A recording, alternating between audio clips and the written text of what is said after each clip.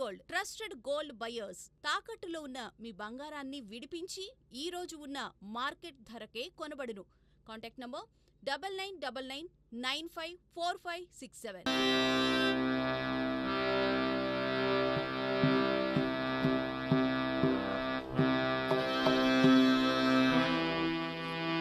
శ్రీ గణేశాయ నమః. శ్రీ సరస్వత్యై నమః. శ్రీ సరస్వత్యై నమః. శ్రీపాదవల్లభ శ్రీపాదవల్లభ నరసింహ సరస్వతి నరసింహ సరస్వతి. శ్రీ గురుదత్తాత్రేయాయ నమః. శ్రీ గురుదత్తాత్రేయాయ నమః. శ్రీ గణపతి సచ్చిదానంద సద్గురుభ్యో నమః. శ్రీ గణపతి సచ్చిదానంద సద్గురుభ్యో నమః. అసతో మా సద్గమయ అసతో మా సద్గమయ తమసో మా జ్యోతిర్గమయ తమసో మా జ్యోతిర్గమయ మృత్యోర్మా అమృతంగమయ మృత్యోర్మా అమృతం గమయ. ఓం శాంతి శాంతి శాంతి. ఓం శాంతి శాంతి శాంతి. జై గురుదత్త. పూజ్య గురుదేవులు దత్తప్రభువులు అమెరికా దేశంలో డిఆర్సి అనేటువంటి ఆ ప్రాంతంలో ఉన్నారు. దత్త రిట్రీట్ సెంటర్ అని దాన్ని పిలుస్తారు. అక్కడ ఒక పూర్వకాలంలో మహర్షుల ఆశ్రమం ఎట్లా ఉంటుందో మన ఆశ్రమం అట్లా ఉంటుంది. చాలా సుందరమైన ఆశ్రమం. అక్కడ మంచిగా మంచు కురుస్తుంది. ఆ మంచు కురిసినప్పుడు చూడాలి. జనవరి ఫిబ్రవరిలో చాలా బ్రహ్మాండంగా ఉంటుంది. అక్కడ స్వామీజీ వారు 3 శిలలు గుర్తించారు. బ్రహ్మ విష్ణు మహేశ్వర శిలలు ఆ స్థలంలో. ఆ స్థలాన్ని స్వామీజీ వారికి ఇచ్చిన ఒక భక్తురాలు, ఏదో నాకు ఒక స్థలం ఉంది మీరు చూడాలి అని చెప్పింది. సరే చూద్దాం పదా బయలుదేరారు. ఆమె అడ్రస్ మర్చిపోయింది, తెలీదు. ఒక లోపల ఎక్కడో అరణ్యంలో ఉన్నట్టుగా ఉంది. ఇప్పుడు అంతా పెరిగింది, అప్పుడు అట్లా పెరగల. ఎప్పుడో 35-40 ఏళ్ల మాట, ఇంకా పెరగలేదు. స్వామీజీ వారు ఒక చోట బండి ఆపారు. ఆపి లోపలికి వెళ్ళారు. వెళ్ళి ఒక పెద్ద శిల ఉంది. ఆ శిల అట్లా ముట్టుకుని దాని మీద కూర్చుని చాలా బాగుంది, ఇక్కడ మంచి వైబ్రేషన్స్ ఉన్నాయి అని చెప్పారు. తరువాత వీరందరూ వెతికారు ఎక్కడ ఈవిడి స్థలం, ఇక్కడెక్కడో చుట్టుపక్కల ఉండాలి. తర్వాత తెలిసిన విచిత్రం ఏమిటంటే స్వామీజీ వారు ఎక్కడైతే వైబ్రేషన్స్ ఉన్నాయన్నారో అదే ఆవిడ స్థలం. విచిత్రం. అప్పుడు ఇదే స్థలం అన్నప్పుడు ఆ స్థలం స్వామీజీ వారికి ఇవ్వటం, అక్కడ చాలా చక్కటి ఒక ఆశ్రమాన్ని నిర్మాణం చేసి అక్కడ జింకలన్నీ కూడా ఆశ్రమంలో తిరుగుతూ ఉంటాయి. స్వామీజీ వారు కూడా వాటికి ఆహారం అంతా పెడుతూ ఉంటారు. సహజంగా అడవి దగ్గరగా ఉంది, అక్కడి నుంచి అవన్నీ వచ్చిపోతూ ఉంటాయి. అటువంటి ఆశ్రమంలో ఆవిడ పద్మ అని ఆవిడికి మన భారత నామధేయం చేశారు స్వామీజీ. ఆవిడ చాలాసార్లు ఇంకా దాదాపు వెళ్ళి తిరిగి వచ్చింది ఎన్నోసార్లు. అప్పుడు ఇక నేను వెళ్ళిపోతాను, ఇది నా చివరి దర్శనము, ఇక మళ్ళీ మీ దర్శనం అవుతుందో లేదో అని చెప్పి చాలా బాధపడింది. స్వామీజీ వారు అన్నారు, నువ్వెక్కడికి పోతావు, నేను మళ్ళీ మళ్ళీ వస్తూ ఉంటా, నువ్వు చూస్తూ ఉంటావు. ఈ రోజుకి ఆవిడ బతికి ఉంది, స్వామీజీ వారిని రిసీవ్ చేసుకుని.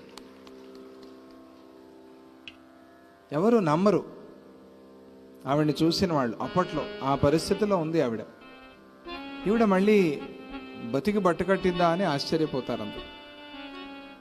ఆవిడ ఈరోజు హాయిగా సుఖంగా ఉంది. అది గురువాక్కు. గురువాక్యం అనేది అట్లా పని చేస్తుంది. అందుకు ఆవిడే ప్రత్యక్ష నిదర్శనం. రేపు ఆదివారం వరకు అక్కడ కార్యక్రమాలు ఉన్నాయి.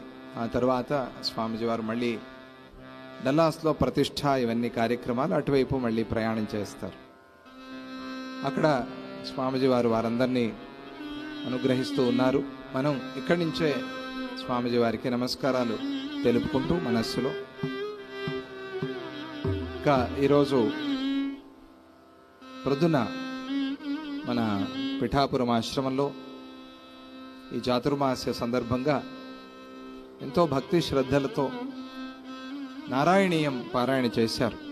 700 మంది భక్తులు చాలా గొప్పగా చేశారు. చాలా ఆనందంగా ఉంది, చాలా సంతోషంగా ఉంది.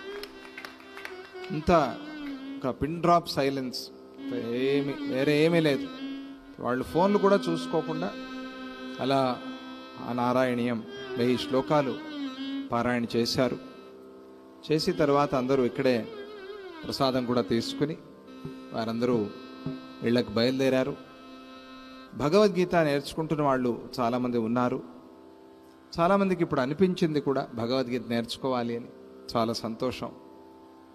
నారాయణీయం చాలా ఛందోరీత్యా చూస్తే కష్టమైన శ్లోకాలు.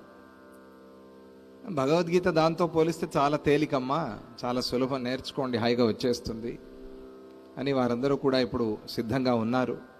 చాలా సంతోషం. అటువంటి ఈ గరుడ పంచమి ఈరోజు నాగపంచమి అని కూడా పిలుస్తారు. ఇటు తెలుగు రాష్ట్రాల్లో కార్తీక మాసంలో నాగ చతుర్థి, నాగపంచమి చాలా గొప్పగా జరుపుకునే ఒక విధానం ఉంది. కానీ కర్ణాటక అలాగే తెలంగాణ కొన్ని ప్రాంతాల్లో ఈ శ్రావణ మాస పంచమిని నాగపంచమి, గరుడ పంచమి అని జరుపుతారు. చాలా విశేషమైన రోజు ఈరోజు. ఇద్దరిని ఒకే రోజు కొలుచుకోవటం. వారిద్దరిలో వైరం ఉంది. నాగులు, గరుడు, వీరికి వైరం ఉంది, శత్రుత్వం ఉంది, వాళ్ళకి పడదు. కానీ మనం ఒకే రోజు ఇద్దరిని కూడా స్మరించుకుంటాం. అది మన భారతీయ సనాతన ధర్మం యొక్క గొప్పతనం, విశేషత. వైరం ఉన్న వాళ్ళని కూడా ఒకే రోజు పూజించుకోవటం. ఈరోజు గరుడ పంచమి సందర్భంగా, నాగపంచమి సందర్భంగా మనం ఆ నారాయణీయం పారాయణ కూడా చేసుకోవటం చాలా విశేషం. ఇక జైమిని భారతంలో ప్రవేశించే ముందు గణపతి దేవుణ్ణి నాయకం వినాయకం అని ప్రార్థన చేసుకుని ఆ తర్వాత ఆ కథలోకి వెళదాం.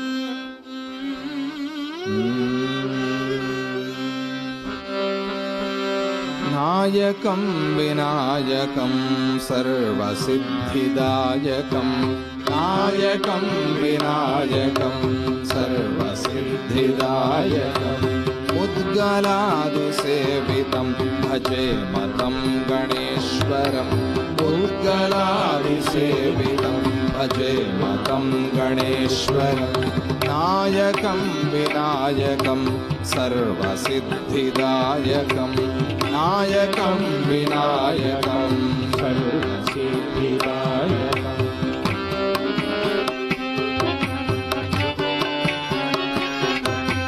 సుందరం సిద్ధిబుద్ధి సుందరేశనందనం, సుందరం సిద్ధిబుద్ధి సుందరేశనందనం, భక్తబంధమోచనం సర్పసూత్రబంధనం, భక్తబంధమోచనం సర్పసూత్రబంధనం, నాయకం వినాయకం సర్వసిద్ధిదాయకం, నాయకం వినాయకం సర్వసిద్ధిదాయకం, ముద్గలాది సేవితం భజే మతం గణేశ్వరం, ముద్గలాది సేవితం భజే మతం గణేశ్వరం,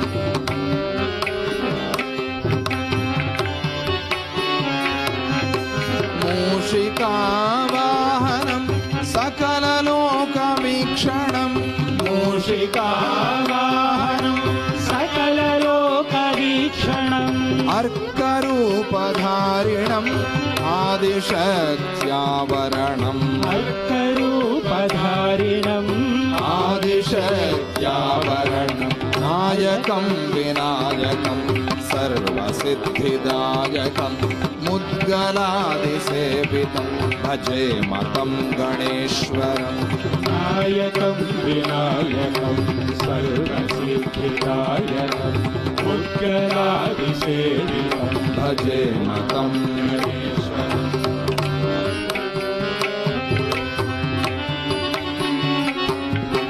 रक्तवर्णरूपिणं विरक्तलोकभावितं रक्तवर्णरूपिणं विरक्तलोकभावितम् आत्मविद्याधारिणं नन्दसचिदानन्दनम् आत्मविद्याधारिणं नन्दसचिदानन्दनं नन्दसचिदानन्दनं नन्दसचिदानन्दनं नायकं विनायकं सर्वसिद्धिदायकं मुद्गलादिसेवितं भजे मतं गणेश्वरम् नायकं विनायकं सर्वसिद्धिदायकं मुद्गलादिसेवितं भजे मतं गणेश्वरम् नायकं विनायकं सर्वसिद्धिदायकं मुद्गलादिसेवितं भजे मतं गणेश्वरम् नायकं विनायकं सर्वसिद्धिदायकं मुद्गलादिसेवितं भजे मतं गणेश्वरम् भजे मतं गणेश्वरं भजे मतं गणेश्वरं भजे मतं गणेश्वरं भजे मतं गणेश्वरम्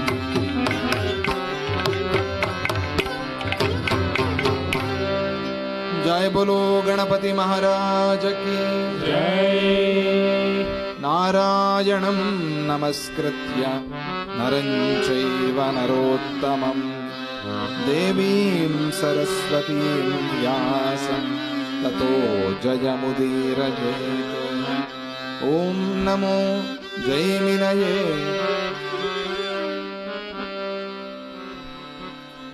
నిన్న మనం ఆ కృష్ణ పరమాత్మ యొక్క కూడిక ఎలా ఉంటుంది అనే దాన్ని చెప్పుకున్నాం. ఆయన ఎప్పుడు కూడిక చేసేవాడే తప్ప తీసివేత తెలియదు ఆయనకి.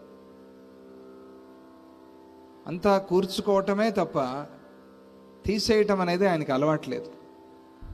భగవంతుడికే కానీ గురువుకే కానీ రండి రండి రండి అని అందరినీ కలుపుకోవటమే తప్ప పొండి పొండి అనేది తెలియనే తెలియదు. అది భగవత్ తత్వం, గురుతత్వం. అనుశాల్వుడు తత్వం తెలుసుకున్నాడు, కానీ అనుభవానికి తెచ్చుకోలేకపోయాడు. తమోగుణం. అటువంటి ఆ అనుశాల్వుడు కృష్ణుడి పాదాల మీద పడేసరికి మార్పు వచ్చేసింది. సన్నిధి, స్పర్శ ఇవన్నీ కూడా ఆ అనుశాల్వుడిలో మార్పు తీసుకొచ్చాయి. పరమాత్మ, ఇన్ని రోజులకి నాకు దర్శనం ఇచ్చావా అని అన్నాడు. నేను నిన్ను కలవలేకపోయా, ఇన్ని రోజులు నీ దగ్గరికి రాలేకపోయా, నీ మీద ద్వేషాన్నే పెట్టుకున్నా. ఈరోజు నాకు నీ దర్శనం అయింది, నన్ను నీలో కలిపేసుకో, దానికి ఇంకా సమయం ఉంది, ముందు నా సైన్యంలో కలువు అన్నాడు ఆయన. ముందు నా సైన్యంలో కలువు, నీతో పని ఉంది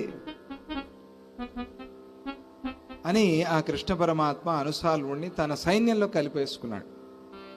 నువ్వు నా బంధువు అని అన్నాడు. ఎలాగూ బంధువే, మేనత్త కొడుకే కదా అనుశాల్వుడు. అలా తన సైన్యంలో కలిపేసుకున్న తరువాత అందరూ కూడా ఆ వృషకేతువుని చాలా మెచ్చుకున్నారు. ఈయన వల్లే కదా ఇటువంటి వాడు మారాడు, వాడి జీవితంలో మార్పు వచ్చింది కదా. ఆ మార్పు తీసుకురావటం ముఖ్యం. జీవితంలో ఆ మార్పు రావటం ముఖ్యం.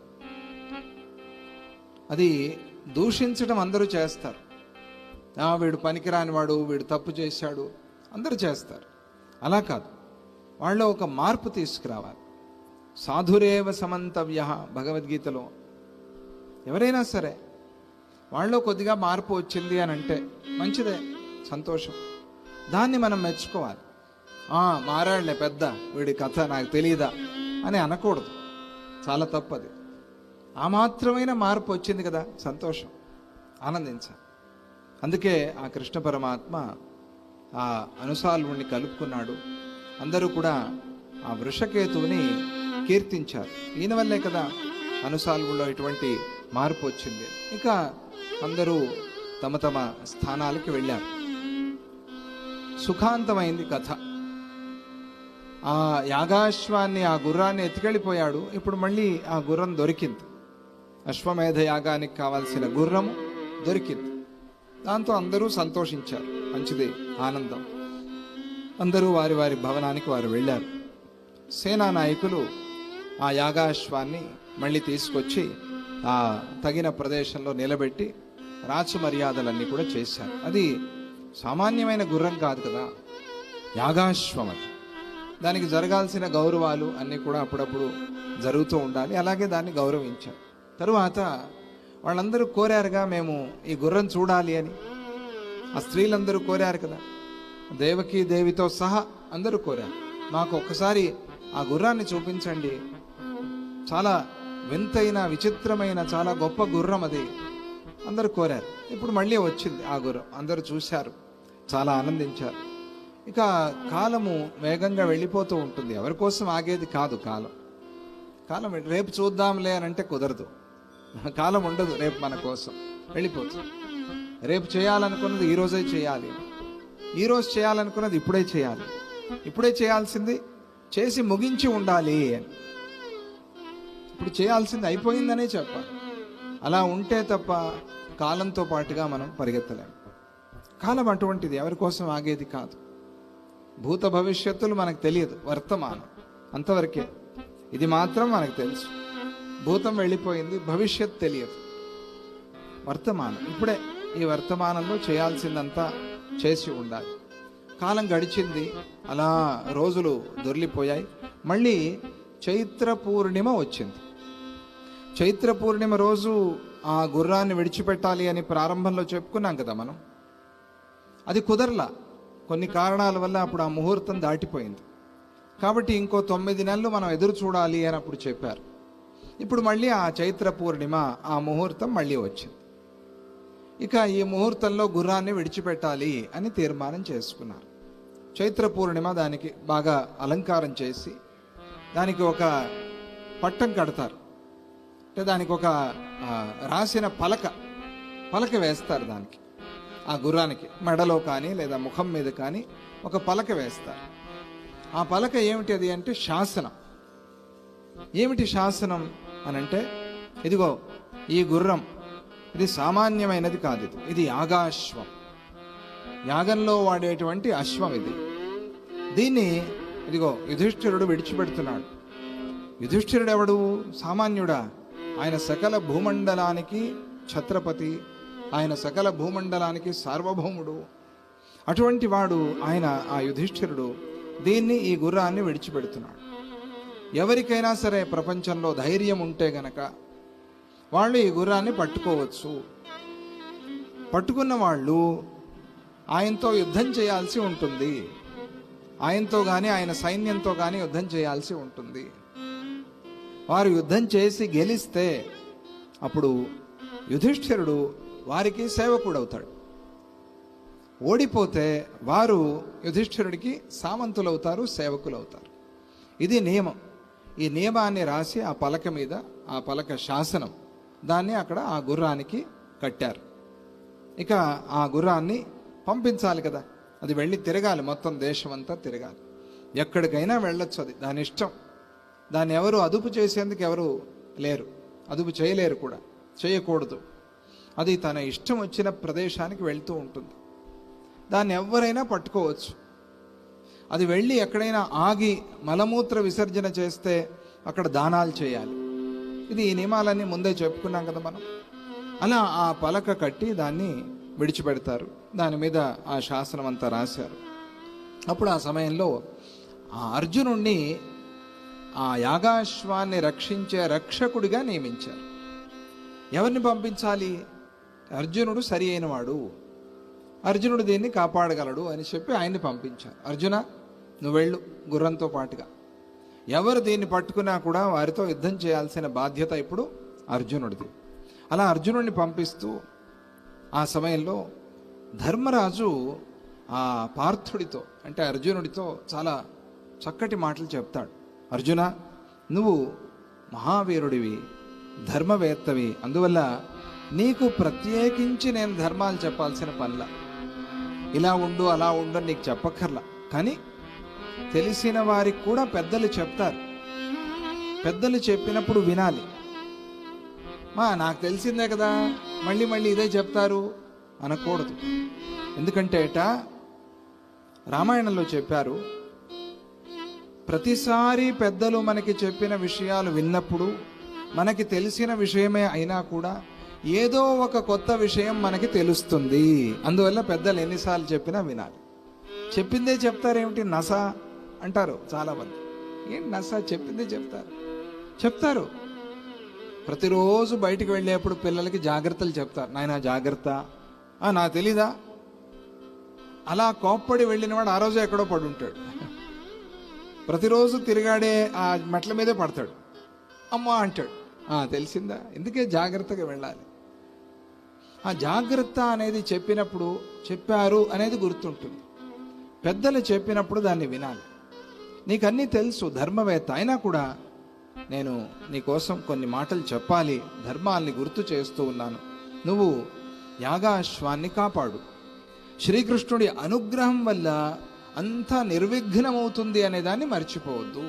అది ఏదో నేను గొప్ప పరాక్రమవంతుణ్ణి అని అనుకోవద్దు. కృష్ణుడి ఆశీర్వాదం వల్ల అంతా నిర్విఘ్నమవుతుంది, దీన్ని మాత్రం మర్చిపోవద్దు. ఆ విషయాన్ని చెప్తూ శివాస్తే సంతు పంథానః. ఎవరైనా ఎక్కడికైనా ప్రయాణానికి, దూర ప్రయాణానికి బయలుదేరినప్పుడు మనస్సులో ఈ మాట అనుకోండి మీరు, లేదా బయటికైనా అనండి వాళ్ళతో. ఒకటి గుర్తుపెట్టుకోండి, శివాస్తే సంతు పంథానః. నీ మార్గాలు, నీ దారులు శివాహ సంతు అంటే మంగళకరంగా ఉండుగాక. నీకు దారిలో ఎటువంటి అమంగళము కలుగకుండుగాక అది అని ఆశీర్వదిస్తూ జయం ప్రాప్నుహి భారత, నీకు జయం కలగాలి. భారత అంటే అర్జునుడు, నీకు జయం కలగాలి. కుశలీ పునరాగచ్చ, మళ్ళీ క్షేమంగా తిరిగిరా, క్షేమంగా వెళ్ళి లాభంగా రండి అంటారు కదా. కుశలీ పునరాగచ్చ ససహాయ పరిచ్ఛద. నువ్వు మహావీరుడివి, నువ్వు ఒక్కడివి తిరిగి వస్తే లాభం లేదు. నీతో వస్తున్నారే వీళ్ళందరినీ కూడా ఇలాగే క్షేమంగా తీసుకురావాలి. ఆ బాధ్యత కూడా నీ మీదే ఉంది. గొప్పవాడు అంటే వాడి బాధ్యత కూడా గొప్పగానే ఉంటుంది కదా. అంటే గొప్పవాళ్ళు చిన్న బాధ్యతలు తీసుకోవడానికి వీల్లేదు, గొప్పవాళ్ళు పెద్ద బాధ్యతలే తీసుకోవాలి కదా. అందువల్ల సపరిచ్ఛద, నీతో పాటుగా ఉండే వాళ్ళందరినీ కూడా తీసుకుని నువ్వు క్షేమంగా తిరిగిరా. వీరావేశంలో పడి అధర్మం చేయవద్దు. అది ఆవేశం ఎక్కువైపోయి అధర్మం చేస్తారు. కోపంలో ఆడకూడని మాట్లాడతారు. కోపం అంత పని చేయిస్తుంది. సుందరకాండలో ఆంజనేయ స్వామి చెప్తారే అట్లా, ఎంత పని చేశాను నేను, కోపంలో లంకంతా తగలబెట్టేశా. ఒక్కసారైనా ఆలోచించానా సీతామ్మవారికి ఏమవుతుందని? ఏమైందో బాధపడ్డాడుగా, తిట్టుకున్నాడు, తనని తాను తిట్టుకున్నాడు. చీచి, నా జన్మ వ్యర్థం, కోపంలో ఎంత పని చేశాను.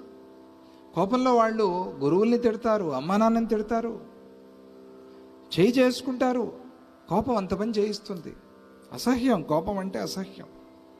అందువల్ల వీరావేశంలో నువ్వు అధర్మానికి పోవద్దు అర్జున అని చెప్తూ, శరణన్న వాళ్ళ ప్రాణం తీయద్దు.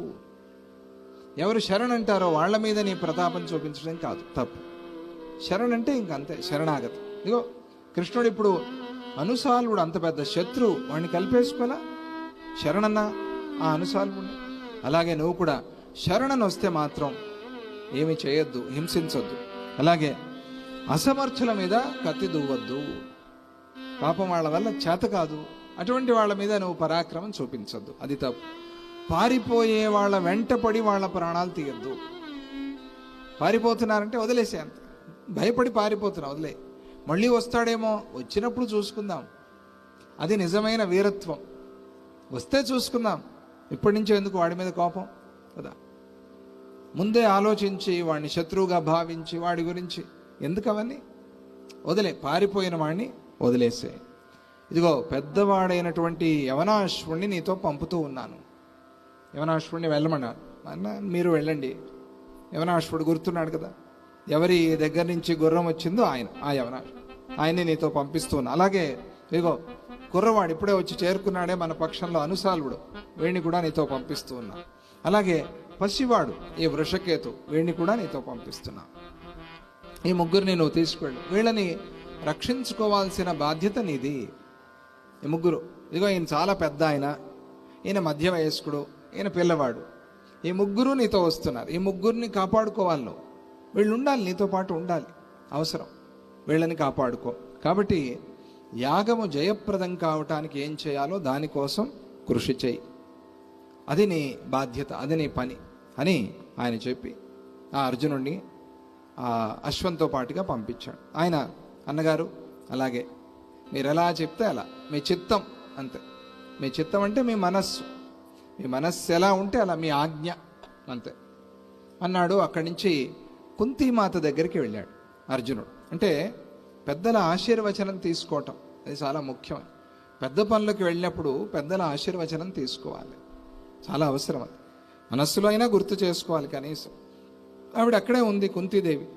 వెళ్ళాడు, అమ్మా ఇదిగో అన్నగారు నన్ను ఇట్లా పంపిస్తూ ఉన్నారు, ఈ యాగాశ్వాన్ని రక్షించమని అన్నప్పుడు ఆవిడ పిత్రా స్వకీయం సర్వస్వం, అది మాత్రమే కాదమ్మా, కృష్ణ పరమాత్మ వాళ్ళ అబ్బాయి ప్రద్యుమ్నుడిని నాతో పంపిస్తున్నాడు.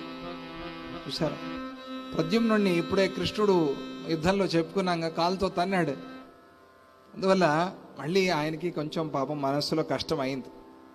అయ్యో ప్రద్యుమ్నుడిని ఇలా తన్నానే, కొంచెం ఇప్పుడు మనస్సు శాంతపరచాలి అని ప్రద్యుమ్నుడిని పిలిచి నువ్వు కూడా అర్జునుడితో వెళ్ళు, ఆ గుర్రాన్ని రక్షించు అని చెప్పాడు.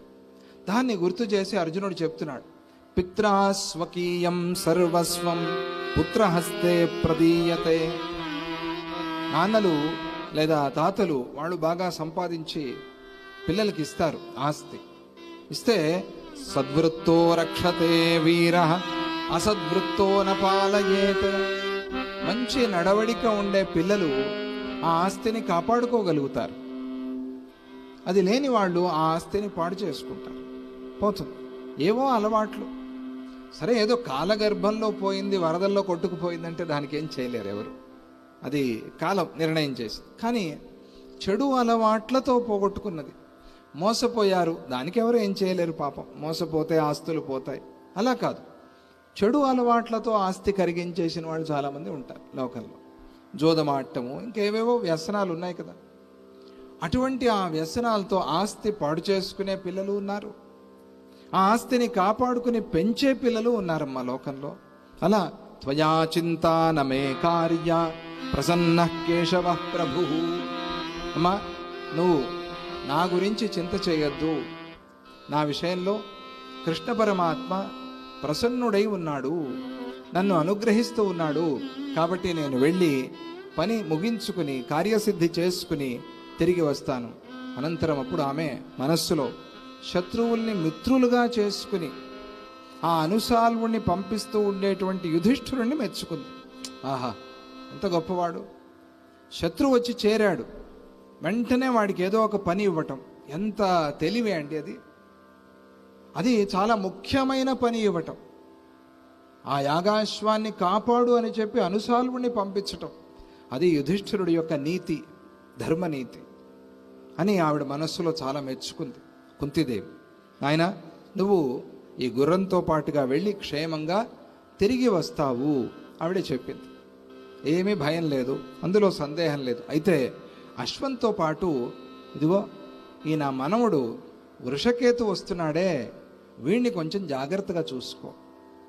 ఎందుకంటే కర్ణుడి విషయంలో ఇప్పటికే మనం చాలా నిందలు మోసాం. కుంతీదేవి ఎంత భయంకరమైన నింద మోసింది, జీవితాంతం ఇంకా మోస్తూనే ఉంది.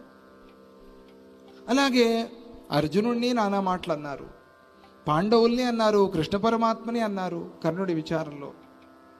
అందువల్ల ఇప్పుడు ఈ వృషకేతువుకి ఏదైనా అయితే గనక మళ్ళీ ఇంకా నిందిస్తారు. ఏమంటారు, కావాలనే తీసుకువెళ్ళి కావాలనే చంపేశారు అని అంటారు. జాగ్రత్త, అది ఒక అపాయం ఉంది. కాబట్టి పిల్లవాడు ఇంకా ఇప్పుడిప్పుడే వృద్ధిలోకి వస్తున్నాడు ఈ వృషకేతు. వీడిని జాగ్రత్తగా చూసుకో. ప్రత్యేకంగా వృషకేతువు గురించి చెప్పింది ఆవిడ. మనవుడు కర్ణపుత్రుడు, వాణ్ణి బాగా జాగ్రత్తగా చూసుకో. హరిణా మార్యతే జంతు హరిణా రక్ష్యతే పునః సర్వదా తం హరిం పార్థ స్మరన్ జయమవాప్స్యసి. మనకి ప్రాణాలు పోసేది శ్రీహరియే, మన కాలాన్ని నిర్ణయం చేసేది శ్రీహరియే, మన ఆయుస్సు పోసేది శ్రీహరియే, ఆయుస్ అయిన తర్వాత మళ్ళీ జన్మనిచ్చేది శ్రీహరి. హరిణా మార్యతే జంతు, హరియే మన జనన మరణాల్ని నిర్ణయం చేస్తున్నాడు. కాబట్టి అటువంటి శ్రీహరిని ఎప్పుడూ మరవవద్దు. అది ఆలోచన చేసుకో. బ్రహ్మ అంటే ఏమిటి అని ప్రశ్న వస్తే, జన్మాద్యస్య యతః, జన్మాది అస్య యతః, అది బ్రహ్మ. ఆయనే శ్రీహరి, ఆయనే పరమాత్మ. ఎన్నెన్నో పేర్లు, శివుడు, ఏ పేరుతో అయినా పిలవచ్చు. జనన మరణాలు ఎవరి నుంచి అయితే కలుగుతున్నాయో ఈ సమస్త సృష్టికి, ఆయన పరమాత్మ. అది చాలా ముఖ్యమైనది. సృష్టి స్థితి లయాలు అని చెప్తారు కదా. ఈ సృష్టి స్థితి లయాలు చేసే శక్తి వేరే వేరే రూపాల్లో ఉన్నప్పటికీ తత్వం ఒకటే. ఆ తత్వమే దత్తాత్రేయ తత్వం. మనం చూస్తూ ఉన్నాం దత్తాత్రేయ స్వామిలో మూడు ఒకే చోట చూస్తాం. మూడు ముఖాలతో కనిపిస్తూ ఉన్నాడు. ఆయన ఎప్పుడు మూడు ముఖాలతోనే ఉంటాడు అని కాదు. దత్తాత్రేయ స్వామి ఏకముఖ దత్తాత్రేయ స్వామి ఆలయాలు కూడా ఉన్నాయి. ఏకముఖంగా కూడా ఉంటారు ఆయన. చతుర్భుజంగా ఉంటారు, షడ్భుజంగా ఉంటారు, ద్విభుజంగా కూడా ఉంటారు దత్తాత్రేయ స్వామి. ముగ్గురిని కలుపుకున్న ఏకతత్వము, ఒకే తత్వము ఈ మూడు పనులు చేస్తోంది. అది అందువల్ల ఈ జీవులందరూ ఎక్కడి నుంచి పుడుతున్నారు అనే ప్రశ్న ఆధ్యాత్మికంలో ప్రారంభంలో మొదట్లో అందరూ వేసుకోవాల్సిన ప్రశ్న, అందరిలో వచ్చే ప్రశ్న కూడా. ఎలా వస్తోంది ఈ సృష్టి అంతా? ఎలా పుడుతున్నారు ఈ జీవులంతా? ఎలా మనం నిలబడి ఉన్నాం? ఎలా సస్టైన్ అవుతున్నాము అనే ప్రశ్న. ఎలా స్థితితో ఉన్నాము? ఎక్కడికి వెళ్ళిపోతూ ఉన్నాం? ఎక్కడికి వెళ్ళిపోతున్నాం? మళ్ళీ ఎలా వస్తున్నాం? ఇవన్నీ ప్రశ్నలు. మనం పుడుతున్నామంటే తల్లి గర్భము అని మనం చెప్తాం, కానీ అందుకనే ప్రళయంతో ప్రారంభించాలి మనం ప్రశ్న. ప్రళయం అయిపోయిన తర్వాత మళ్ళీ జీవులు ఎట్లా వస్తున్నారు? వీళ్ళ ఉత్పత్తి ఎట్లా అవుతోంది? అది బ్రహ్మ, అది హరి. అందువల్ల ఆయన్ని నిరంతరంగా నువ్వు స్మరణ చేస్తూ ఉండు. ఎవరి వల్ల ఇదంతా సృష్టి అయిందో, ఎవ్వనిచే జనించు జగమెవ్వల అని చెప్పలే. ఆ ప్రకారంగా అటువంటి సర్వదాతం హరిం పార్థ స్మరన్ జయమవాప్స్యసి. ఆయన్ని గనక నువ్వు స్మరణ చేస్తూ ఉంటే, దత్తాత్రేయ స్వామి అని అర్థం. సృష్టి స్థితి లయాలు జరిగే దత్తాత్రేయ స్వామిని ఎవరైతే స్మరణ చేస్తారో ఆ దత్తభక్తులకి ఓటమి అనేది లేదు, ఎల్లప్పటికీ జయమే. దత్తా అనుకోండి, భగవన్నామస్మరణ చేయండి, ఏదైనా పనిలో జయం అదే వస్తుంది. ఆయనకే విడిచిపెట్టండి, అంతే. అందువల్ల అటువంటి హరిని స్మరణ చేస్తూ వెళ్ళు. ఏ కాలంలో కూడా నువ్వు హరిని మర్చిపోవద్దు. నేను కురుక్షేత్ర యుద్ధం గెలిచాను అని ఎప్పుడు మనస్సులో అనుకోవద్దు. అర్జునుడి కథ భాగవతంలో చదివితే మీకు అర్థమవుతుంది, భారతంలో కూడా విశేషంగా. దారి దోపిడీకారులు అర్జునుడిని కొట్టేశారు. ఒక 16 మంది వచ్చి వాళ్ళని ఎదుర్కోలేకపోయాడు అర్జునుడు.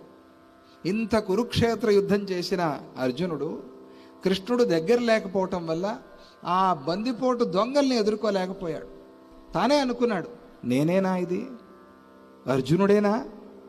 ఏ అర్జునుడిని సవ్యసాచి అని లోకమంతా కీర్తిస్తుందో అటువంటి అర్జునుడు ఈ చిన్న దొంగలతో ఓడిపోయాడు. అప్పుడు అనుకున్నాడు, ఓహో, అహంకరించాను, హరిని మరిచిపోయాను, అందుకనే ఓడిపోయాను. నేనే గొప్ప మనస్సులో వచ్చింది, నాకు ఓడిపోయాను. అప్పుడు గుర్తు చేసుకున్నా, కృష్ణ ఎక్కడున్నావు, ఎలా ఉన్నావని. ఆ సమయం దగ్గర లేడుగా. కృష్ణ నిర్యాణంలో అర్జునుడు దగ్గర లేడు. కృష్ణుడికి బొటనవేలికి బాణం తగిలినప్పుడు అర్జునుడి దగ్గర లేడు. చాలా బాధపడ్డాడు అర్జునుడు, ఏడ్చాడు, అయ్యో ఇలా అయిపోయిందే.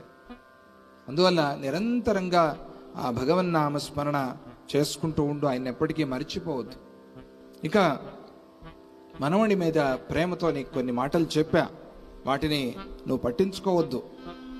నువ్వేదో చేతకాని వాడివి అని నా ఉద్దేశం కాదు. కొంతమందికి ఏదైనా చెప్తే అలా అనుకుంటారు, నాకు తెలీదా అన్నీ చెప్పాలా, కొంతమంది కోపం వస్తుంది. అలా కాదు, చెప్తారు పెద్దలు, ప్రేమగా చెప్తారు. అవన్నీ నువ్వు పట్టించుకోవద్దు. నేనేదో చెప్పా, నాకు వయస్సు అయింది, చాదస్తం, ఆ చాదస్తంతో ఏదో చెప్పా, కానీ ఏం మనస్సులో ఏం పెట్టుకోవద్దు. కానీ వాణ్ణి మాత్రం జాగ్రత్తగా కాపాడు. నువ్వెప్పుడు శ్రీహరిని స్మరిస్తూ ఉండు. కృష్ణుడు నా బావ, నా బంధువు, నా మిత్రుడు, ఇవెప్పటికీ మనస్సులో రానివద్దు. ఒకసారి చెంపలు వేసుకున్నాను విశ్వరూప దర్శనంలో, గుర్తుంది కదా, కురుక్షేత్రంలో. సఖేతి మత్వా ప్రసభం యదుక్తం, హే కృష్ణ, హే యాదవ, హే సఖేతి, అజానతా మహిమానం తవేదం. నాయనా, ఈ మహిమ నాకు అప్పుడు తెలియలేకపోయింది. అందుకనే ఒక్కొక్కసారి బావా అన్న, ఒకసారి రారా పోరా అన్న, ఒకసారి కిట్టయ్యా అన్న, ఇంకోసారి ఇంకోటేదో అన్న, రకరకాలుగా పిలిచా. నీ మహిమ తెలియదు. ఎలా పిలిచినా నువ్వు పలుకుతావు, కానీ నీ మహిమ తెలియదు నాకు. ఇప్పుడు తెలుసుకున్నా. అందువల్ల ఇదిగో నీ పాదాలు పట్టుకుని ప్రార్థన చేస్తున్నా, ఆ తప్పుని మన్నించు. విశ్వరూప దర్శనంలో మళ్ళీ ఆ పొరపాటు చేయకు. చూసినా విశ్వరూపాన్ని మర్చిపోయే వాళ్ళు ఉన్నారు ప్రపంచంలో చాలామంది. అందువల్ల మళ్ళీ ఆ పొరపాటు చేయొద్దు. ఎప్పటికీ అలా అనుకోవద్దు. శ్రీహరియే ఆయన, సాక్షాత్తు శ్రీమన్నారాయణుడు, శ్రీకృష్ణ పరమాత్మ అనేది మనస్సులో పెట్టుకో. నువ్వు ఒక రాజనీతిజ్ఞుణ్ణి అని కూడా అనుకోవద్దు. సేనలో ఒక భాగము అని అనుకోకు. ఆయన సాక్షాత్తు పరమాత్మ అని గుర్తించు. ఏదో సామాన్యుడే, మనకు తెలిసిన వాడే, మనస్సులో ఎప్పటికీ రానివ్వద్దు. ఆయన అలాగే ఉంటాడు, మన పక్కనే ఉంటాడు, తిరుగుతూ ఉంటాడు. మనం ఆయనతోనే ఉంటాం. అనిపిస్తుంది ఏముందిలే మనకు తెలుసు కదా. గురువుతో ఎక్కువగా సాహచర్యం చేసే వాళ్ళకి అనిపిస్తూ ఉంటుంది. ఎందుకంటే గుర్తు చేసుకోరు, వాళ్ళు మర్చిపోతారు. అనుష్ఠానం లేదు, సాధన లేదు. సాధన లేకపోవటం వల్ల సామాన్యుల్లాగానే కనిపిస్తాడు గురువు. ఆ సామాన్యత అనేది మనస్సుకు వచ్చేస్తే ఇంకా పతనం అనేది ప్రారంభమైంది అని అర్థం. వల్ల ఎప్పటికీ చూడొద్దు. ఆయన సాక్షాత్ నారాయణుడు, శ్రీహరి, దాన్ని మనస్సులో గుర్తుంచుకో అని ఆ అర్జునుడికి ఆ తల్లి ఉపదేశం చేసింది. అప్పుడు ఆ వృషకేతువు తన భార్య అయిన భద్రావతి దగ్గరికి వెళ్ళాడు. ఎందుకని, ఆమెకి చెప్పి వెళ్ళాలిగా. పాపం వాళ్ళు ఇంకా ఇప్పుడే కొత్తగా పెళ్ళైన వాళ్ళు. ఇదో ఆ గుర్రాన్ని కాపాడటానికి పెద్ద యుద్ధానికి బయలుదేరుతున్నాడు. అందుకని ఒకసారి చెప్పి వెళ్ళాలి, బాధ్యత అది. చెప్పాలి. ఎందుకు చెప్పాలి? తప్పది, చెప్పాలి. భార్య అయినా, భర్త అయినా, పిల్లలైనా చెప్పి వెళ్ళాలి ఇంట్లో. దాన్ని, ఆ సంప్రదాయాన్ని మనకు చూపిస్తూ ఆ వృషకేతువు భద్రావతి దగ్గరికి వెళ్ళాడు. భద్రావతి అంటే ఆవిడ భార్య. ఆమె దగ్గరికి వెళ్ళి బాధపడుతోంది, ఏడుస్తోంది. అయ్యో, ఈయన యుద్ధానికి వెళ్ళిపోతున్నాడు. కళ్ళు తుడిచి